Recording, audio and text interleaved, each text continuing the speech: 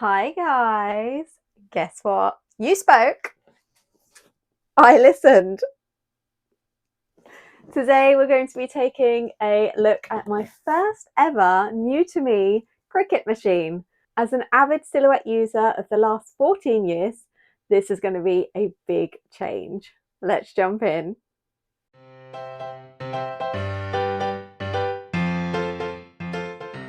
So lots of you have been commenting, asking if I have a Cricut alternative for all of my design files or instructions on how to do exactly the same in my videos for a Cricut.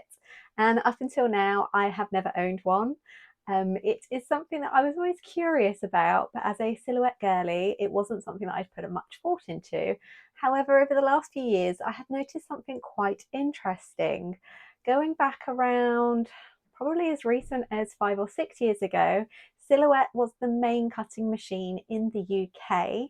It was one that most people used for their small businesses, for their small business startups.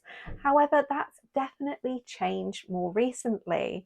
And when I've been having a look to find links and things for my exact Silhouette cutting machine, although it's a few years old now, I am struggling to find even a more updated version.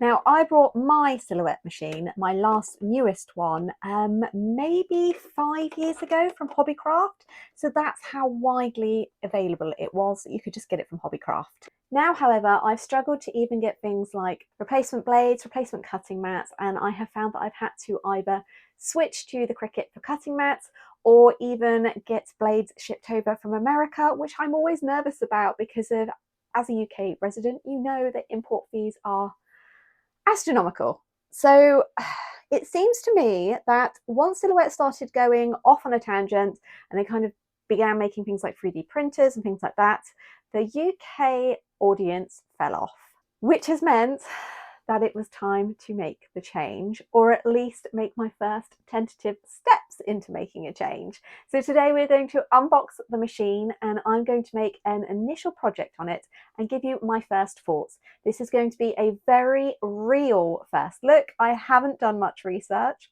It's probably going to show, but hopefully it's going to give you an honest representation of somebody that has been using Silhouette for 14 years that is making the switch to Cricut. Now, first disclosure, I originally filmed the unboxing a couple of weeks ago, and because of how my filming is staggered, I didn't notice until today when I went to edit all of the videos that I have lost an hour plus of audio for these files, and there is no way that I'm going to be able to just do a voiceover for all of those because of it being out of sync would annoy me, and again, it's not the first impression. So instead, I am going to show you a time lapse that I filmed on my backup camera. It is a vertical screenshot rather than horizontal, but it will still give you that first look. So I actually picked up a second-hand Cricut Maker, but as you can see, it comes with the original packaging and is in really good condition. I was just showing off the mats that I've got there, and I went for the champagne version. Then I started going through all of the different tools that were included. Some I use similar for my Silhouette and some are completely new to me.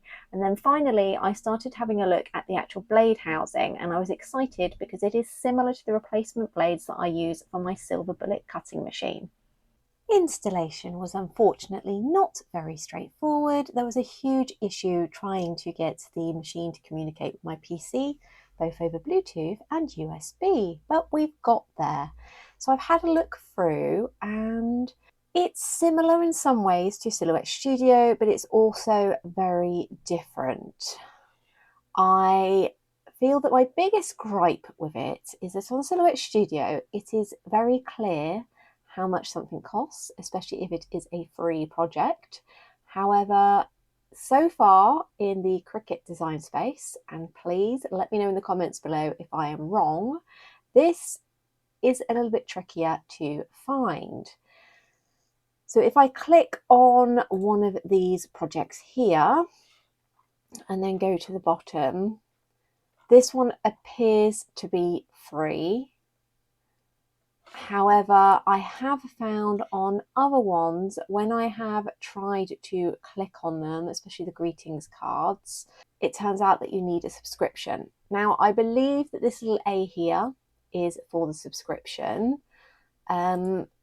And these are a little bit lackluster as well, especially compared to what is available just on your main board in Silhouette Studio.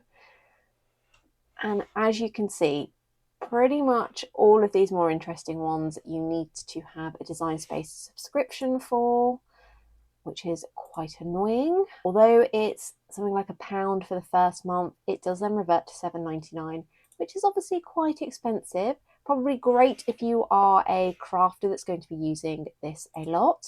But for small business use, you need to remember that most of these designs that are obviously included are going to be trademarked to Cricut, so you're not going to have a commercial license with them.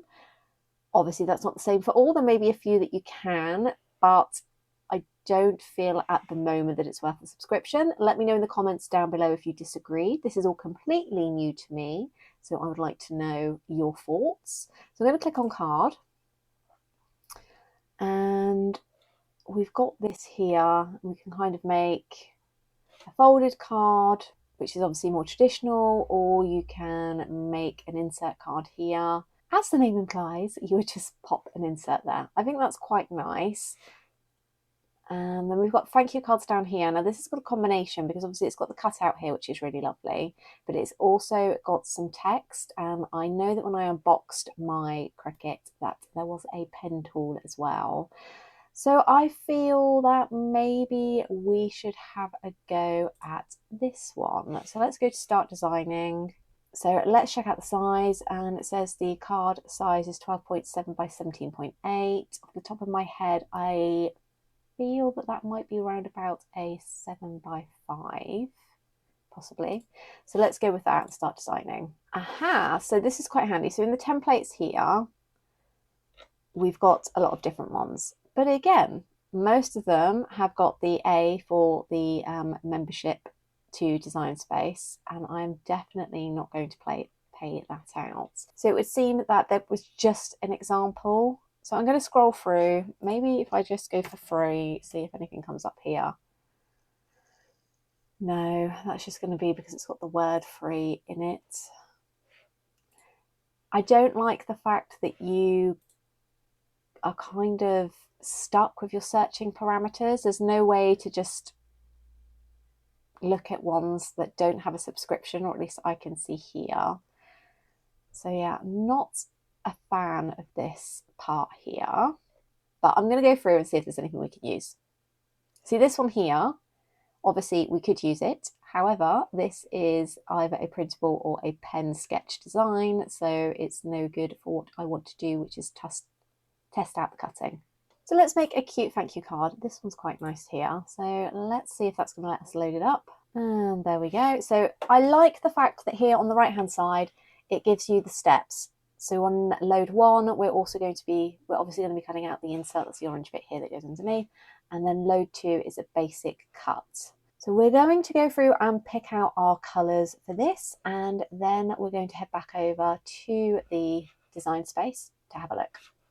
As always, I am absolutely spoiled for choice because I've gone through and picked out some Papercutz cardstock, and I think for the insert I'm going to go for a really lovely either holographic or a mirror finish, but I'm really stuck with which to choose because they're all so pretty. I am loving this one. And then for the outer, I'm going to go for one of their lovely A3 160 GSM. Typically, I would do this if I was cutting a few of these out, which makes it really handy. You can do that on the Silhouette. I've got no idea if we can do it on the Cricut, but we're going to try and find out. So I want a nice high contrast. I think those two go together quite nicely. Or maybe the silver. So first up, we need to cut out the insert. And I'm going to go for this one, because it just looks so unique. Look at that, the lovely holographic rainbow shine there. So we're going to load this one up on the light grip mat, just copying the way it tells me to lay it out on the computer screen, which I find a little bit tricky because on Silhouette, you have both the image of the mat and the media you're cutting. So you can choose whether the media is going to be A4, A3 or a standard size. With this one, it just kind of tells you the area of design to be cut, but I'm sure I'll get used to it. So we're going to pop this in, and then I'm going to head back over to the design space, and I'm just going to cut both of these, but obviously we're starting with the insert. But first, it would help if we load it into the machine. This one is quite different. I like the fact that it has got actual physical guides to pop the mat into, and then it's just this button here. And I've got my blade in the correct carriage, so back over to design space. So I guess we go up to make. Oh, project instructions. Okay.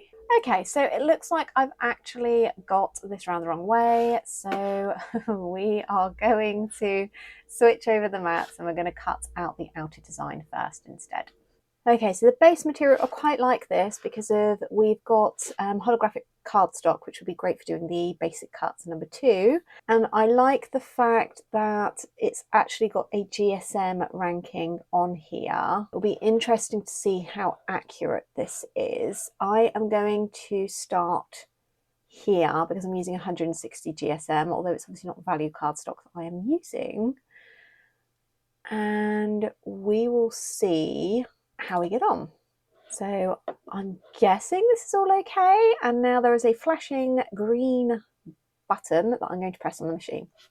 So there you can see we have switched this out. I could have pretended that that didn't happen, but that's not really an accurate representation of my brain and how it works. And it's always good to show the reality that I make mistakes quite often. It's nothing to be ashamed of, it's how we learn. So let's hit the Cricut button and see what happens.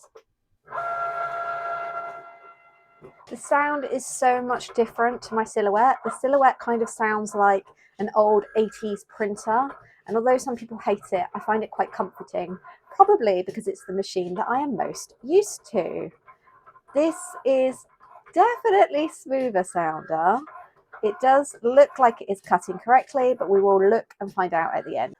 So that's finished cutting, so I'm going to take it out and hope that the blade setting was correct before we move on to the next one. I'm just going to, yes, that does seem to have cut quite well. Nice clean cut. And the same as you would with the Silhouette, when you're trying to remove something from the mat, you want to try and get the mat to curl rather than the item. Well, I have to say, considering this isn't a new blade, this is a much cleaner cut than the Silhouette usually does.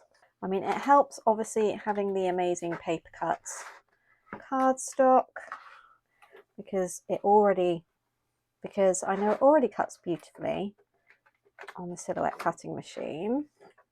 And the Cricut is supposed to have more cutting power. And if you have any bits that are being a little bit tricky, then obviously you can use the scraper tool or just ping it off like that. Okay, so that has come out beautifully. So now we're going to cut the insert. So it's time to cut the insert. Okay, so because we're doing this bit and it is going to be on holographic cardstock, then obviously I'm going to change that to holographic.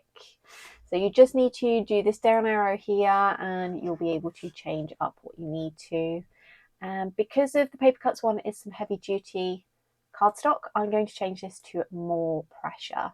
On the Silhouette, you can actually manually change all of these, whereas at the moment it looks like with Cricut you have to use their presets. If that's not true, drop me a comment down below because it will help me with future projects.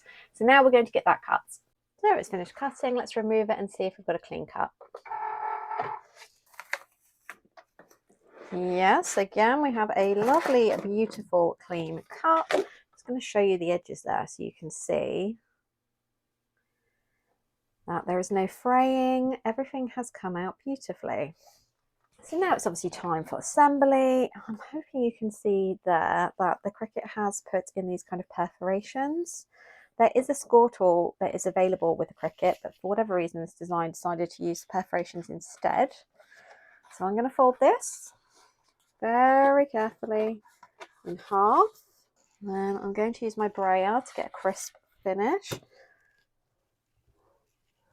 Oh, that looks great. So I'm going to use some of my double-sided tape And I'm going to run it along the areas where there's no issue with the card showing.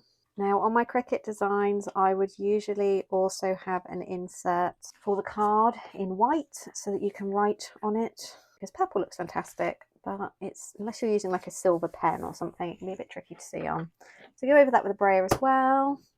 Oh, how cool does that look? Ta-da! So it is finished, and I think that is looking really cute, especially for a first cut. If you look on the tiny little bits like the top of those M's there, they haven't curled, they haven't distorted, and it just goes to show how sharp and how accurate the blade in the Cricut is. So my initial first thoughts, do I prefer the actual cutting part of either the silhouette or the Cricut? 100% Cricut. I mean, don't get me wrong, I love my silhouette, but it can be quite finicky, and even on a slightly thinner cardstock like 160 GSM, like the Papercutz A3 that I was using there, it can struggle sometimes unless you have to really put the pressure up, which can cause tearing of the card. Now, I have got 14 years of experience with my silhouette, which means that I have memorized all of the settings and I know exactly how to overcome issues like that. However, considering that was my first cut with the Cricut and it was spot on and perfect, then really I cannot complain whatsoever. I'm also excited that the Cricut can cut things like balsa wood, and there are actually a few projects that I spotted when I was having a little nosy around, such as a cute little elephant tape dispenser. So if you want me to have a look at cutting things like balsa wood, then please do let me know, because if that's something that we could do together, just drop a comment down below. When it comes to the actual UI, so the user interface, I'm not a fan. I know that might sound controversial. I know that lots of people love Cricut Design Space, but I just find the silhouette more intuitive. Even when I got it way back in 2012, it was so straightforward and easy to use, and I am struggling with the Cricut. And for somebody whose days consists of having to hop from one new software to another when I'm working with clients as a BA, I'm pretty savvy when it comes to getting to grips with things, but that one I am struggling a bit with. I'm sure it will come. I'm sure it's just practice. As I said, these are my initial thoughts, and if you have any tips for getting to grips with the Cricut interface, then please drop them down below, because I would love to learn more, especially because I am blown away with how smooth and detailed those cuts really are. So I could have made a more in-depth project today, but I wanted to use a preset rather than one of my own, so that I could kind of test out the full functionality that is included with Cricut out of the box, if you will. So stay tuned, because I am going to be getting to grips with Design Space and more of the actual assembling your own designs over the coming months. So if you would like to see those videos, make sure that you are subscribed and you've got the little bell notification ticked so that you'll get notified of my new uploads. A great big thank you to Papercutz for not only sponsoring today's video, but for also providing me with the fantastic cardstock to make that adorable card. Let me know your thoughts and questions. I will leave a link to everything that I have used today in the description box down below. And if you're on a mobile device, don't forget to like this video. It really does help the channel. Share it with all your crafty friends. And I can't wait to see you next week. Bye!